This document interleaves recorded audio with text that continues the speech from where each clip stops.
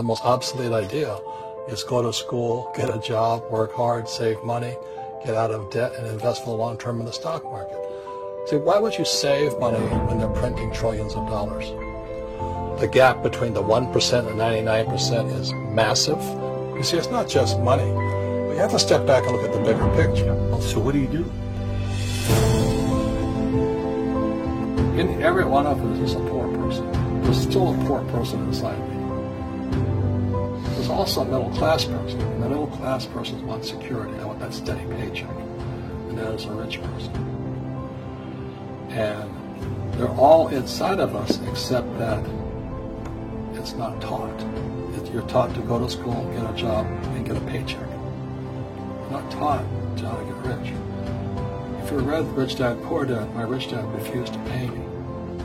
He said the paycheck was one of the most damaging things you could take in your life. He says the moment you take a paycheck, you're an employee. And that's the mindset. So my rich dad never paid me. But my poor dad, government employee, nuts. You gotta pay people, you gotta pay people. And Rich Dad was not saying that the paycheck was bad. He says you didn't want to be a slave to money. So as an entrepreneur, if Rich Dad folded, I just started another company. I don't need a paycheck. I don't need anybody to take care of me. If my government doesn't like me, I move to another country because they need entrepreneurs. Mm-hmm. So the entrepreneur is not so much the business. The entrepreneur is really the mindset and the skill sets and the different set of rules. You see, small business does not operate in the same rules as big business. Entrepreneur is a mindset first, a skill set, and rules. And depending upon whether you're an employee or a small business, the rules are different. The mindsets are different. The skill sets are different. Instead of get out of debt, I get into debt. I just refinanced $300 million in debt. I went from 5% to 2.5% interest. I made a fortune. Every month, more money comes in because my cost of money has gone down. So while some financial experts are saying get out of debt, I'm saying learn how to use debt. So when I came back from in Vietnam in January of '73, the first thing my rich dad said to me was go to school to learn how to invest in real estate. It wasn't real estate, it was how to use debt and taxes. Debt and taxes make the rich richer. Debt and taxes make the poor middle class poor.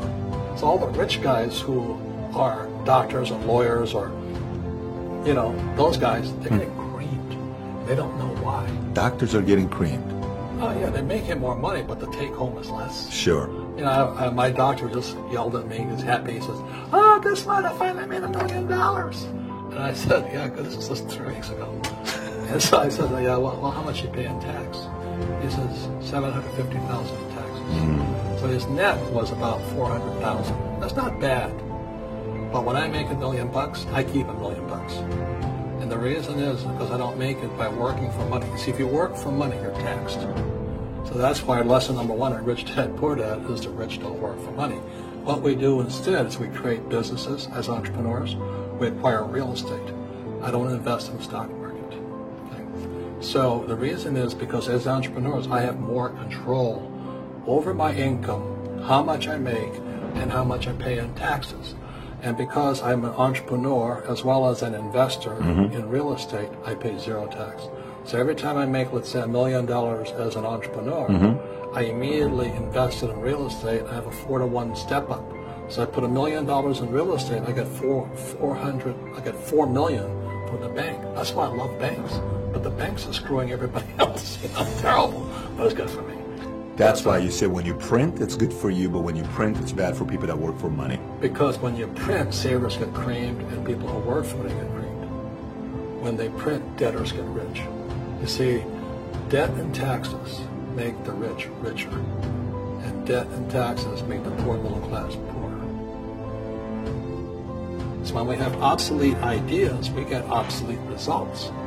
So what's happening for most people, the idea of going to school, getting a job, working hard, saving money, getting out of debt, buying your house because it's an asset, investing for the long term, is obsolete.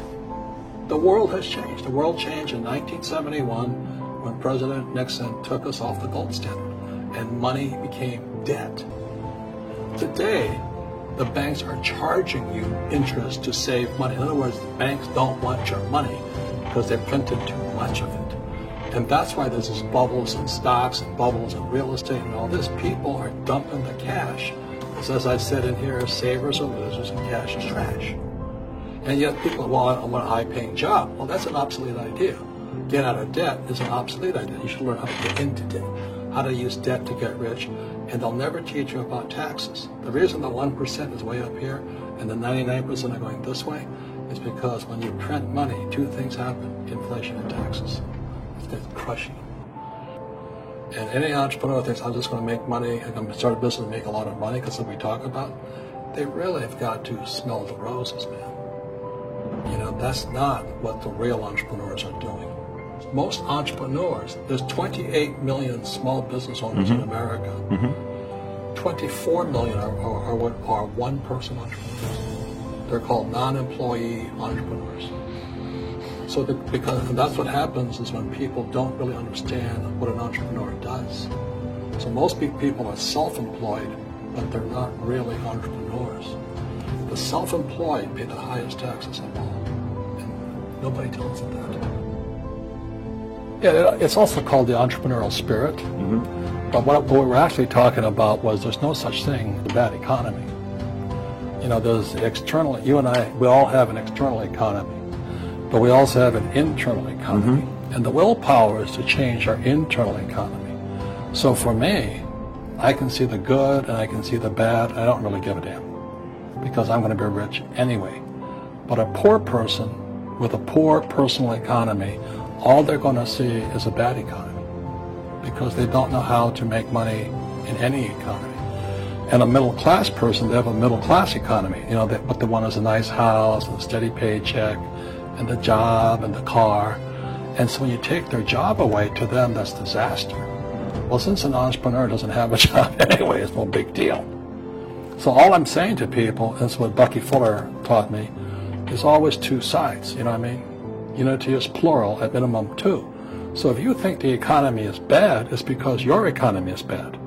If you think that steady, employment is important, then you'll see an economy without jobs. Your economy. Your economy versus the external economy. Got it. What you control versus what you can't control. I can control. Yeah, it's called an internal focus versus an external focus. So the real entrepreneur has an internal focus. That if they fall down, they say, "Oh, this is good, because I'm going to go up higher." You know, the average person will fall down and say, "Oh, I'm going to take some Prozac." Or somebody has a mistake. Oh, the mistakes don't matter. Well, mistakes matter. It means you didn't know something. But a real entrepreneur, whether they fall down, they always can go up. They can stand back up and go higher. That no matter what happens to them, they get stronger and better and smarter and happier. But a person with a weak internal mindset is that they're so afraid of what happens, it generally happens. Like, people are afraid of losing their jobs, they generally lose their jobs. You know what I mean? Yeah, no doubt. So everything comes through you. Yeah, so the entrepreneur first job is to control inside here, not outside there. And that's why my rich dad never gave me a paycheck. He says, the moment you take that paycheck, you're an employee. You've got to be stronger than that. It's about inside control.